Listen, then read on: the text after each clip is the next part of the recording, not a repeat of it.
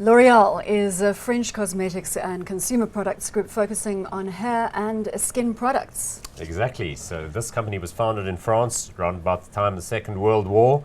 It's the world's largest player in that space. There are, of course, others like Estee Lauder and Coty and Procter & Gamble's got a lot of these kinds of products.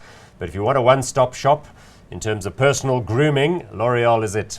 Market cap here, $103 billion US, PE of 17, dividend yield of 1.6.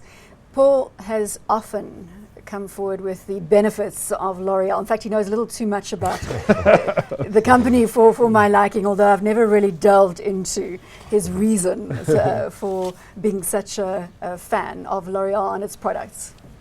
Yeah, I think he's right. I mean, obviously L'Oréal, it's it's also got a massive exposure to the international cosmetics market, and yeah, I mean, if you look at the ownership, obviously it's got Nestlé as a co-owner, which is fairly exciting. I mean, probably from an M&A point of view, but I think if you look at cosmetics generally, the biggest growth markets are China, Brazil, and the US. L'Oréal well represented in all of them, but if you look, I think their Latin American exposure is about 8%, so still a lot of growth potential for the company as well. So we have geographic diversity here? Yeah, Brazil is a market worth mentioning. I mean, you've probably seen people in Brazil are mad about how they look, and L'Oréal with its, because you're worth it marketing campaign, it's got them all really sewn up well. So it does extremely well there.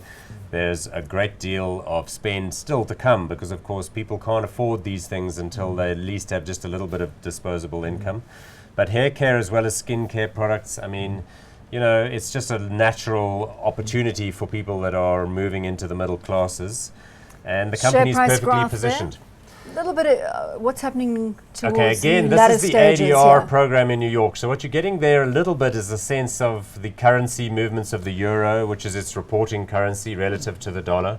But I think you do see a steady move upwards with a few setbacks. Remember, they have a big European business, and that has been perceived to be a negative, but I think it becomes now a positive because Europe is definitely looking up. Yeah. Also remember, I think they're actually reporting today, so the earnings aren't out yet, but yeah, we'll see. That might be a little bit of nerves ahead of the Q2 results. Risks around L'Oréal? They are on a fairly aggressive acquisition program at the moment. I mean, last year they bought that China Magic, which was like face masks, for skincare products in China, and they really are. I mean, at the same time they have to sell Garnier in China, so they're doing a lot of deals at the moment. And I mean, inherent in that is always going to be deal risk as well if they make the wrong acquisitions. But I think you've got to back them. They've been around a long time and they've got a lot of buying power. Hot or not? You've got to be hot on this one as well. Paul, hot or not? Yeah, also a fabulous CEO. His surname is Agon, A-G-O-N. I'm definitely hot on this one. We're hot. You're very hot on